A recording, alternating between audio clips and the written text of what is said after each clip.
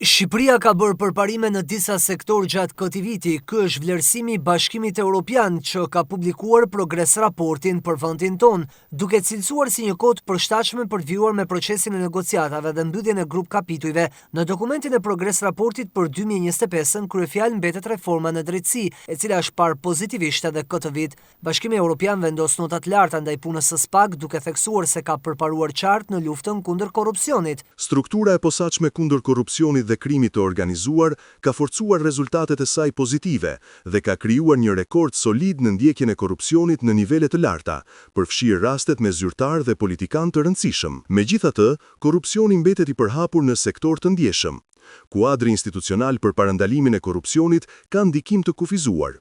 Rekomandohet që kontrolli i deklarimeve të pasurisë të bëhet më efektiv dhe transparent dhe deklaratat e personave politikisht të ekspozuar të publikohen online. Rekomandimet e Unionit shkojnë më tej, duke kërkuar nga vendi ynë që të përshpejtojnë reformat në mënyrë që të zgjidhen dhe problematikat që mund të vinë nga sistemi gjyqësor. Shqipëria të përshpejtojë reformat në sundimin e ligjit.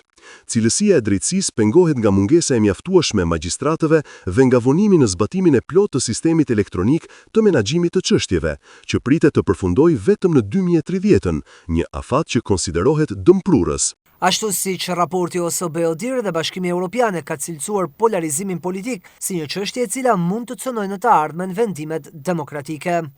Zgjedhjet parlamentare të 11 majit 2025 u vlerësuan si konkurruese dhe profesionale nga OSBE-ODIHR, por me mungesë të fushës së barabartë dhe abuzim me burimet publike. Polarizimi politik mbetet i lartë, parlamenti ka mungesë mbikëqyrje ndaj ekzekutivit dhe vendimarrja shpesh anashkalon konsultimet publike.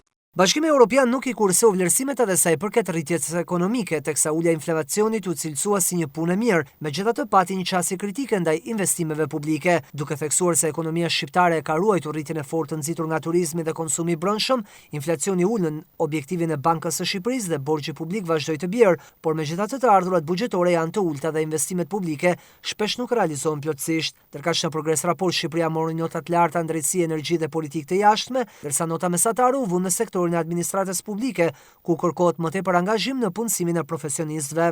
Në progres raport vjet theksi edhe tek mjedisi, kapitulli më i vështirë për Shqipërinë lidhur me negociatat. Unioni thotë se rekomandimet në këtë fushë janë zbatuar në masë të kufizuar.